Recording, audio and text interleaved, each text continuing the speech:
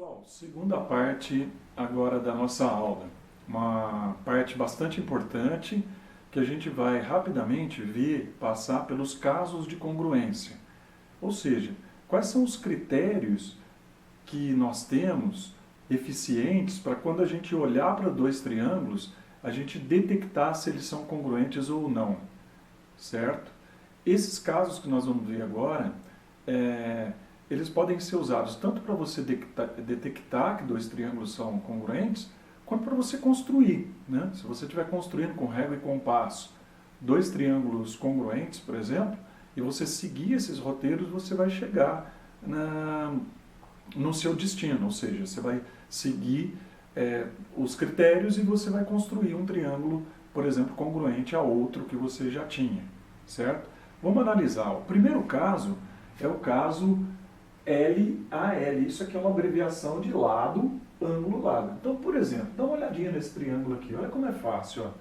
Imagina que você tenha esse triângulo e você deseja construir,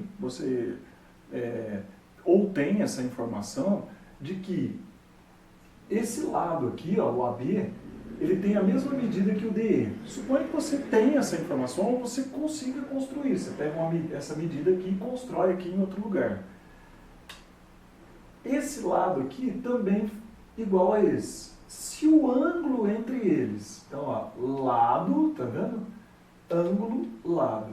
Então essa medida igual a essa, esse ângulo igual a esse, e esse lado igual a esse. Se você construir dois triângulos com essa característica, a hora que você fechar o terceiro lado, não tem escapatória.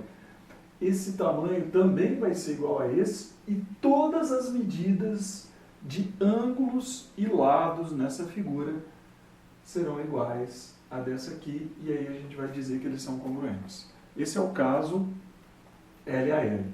Segundo caso, é o caso ALA, ângulo, lado, ângulo. A mesma ideia, imagina que alguém pegou uma medida como essa daqui, certo? Transportou para outro lugar, então você vai ter um lado igual nos dois. E esses dois ângulos aqui vizinhos do lado também iguais. Ah, não tem escapatória.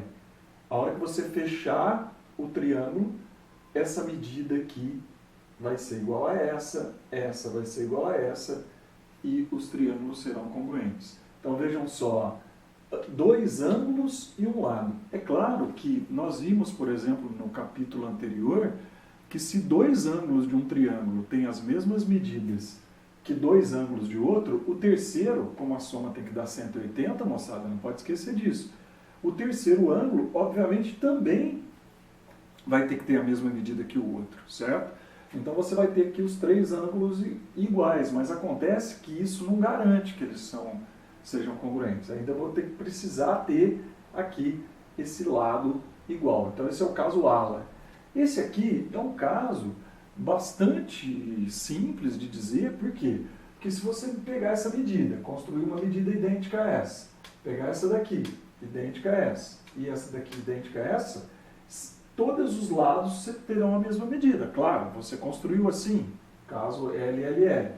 Consequentemente, os ângulos internos também serão os mesmos.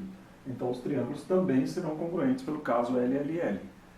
O caso LAAO, que alguns livros até nem relatam, porque ele pode ser uma consequência do letra B aqui, é o seguinte, mas ele está aqui para facilitar. Se essa medida, se um lado for igual ao lado de um outro triângulo, um ângulo vizinho também, e um ângulo oposto ao lado que você construiu, ó. Ah, então não tem escapatória, os triângulos serão congruentes. Então, através desses quatro casos, né, tem um caso também, inclusive ele está relatado lá no nosso livro, é o caso do triângulo retângulo. Se você pensar num triângulo retângulo que tem dois catetos com a mesma medida que dois catetos de um outro triângulo retângulo, eles serão congruentes. Mas isso é óbvio, gente. Por quê? Pelo caso LAL. Né? Então, se aqui, por exemplo, for 90 graus, isso aqui é um cateto, isso aqui é outro. Isso aqui é um cateto, isso aqui é outro. Aqui é 90 graus, é o caso LAL. Então, o caso do triângulo retângulo, que está lá no livro, na verdade é o caso LAL, ok? Muito bem. Através desses critérios, a gente vai conseguir olhar para dois triângulos ou provar que dois triângulos são congruentes. Isso vai ficar para a terceira parte da aula, em que eu vou resolver uns 2 ou 3 exercícios envolvendo esse conceito. Depois disso, vocês vão partir para os exercícios que eu coloquei lá na listinha e fazer a mesma coisa que eu vou fazer nos meus exemplos aqui e vai dar certo, ok? Valeu?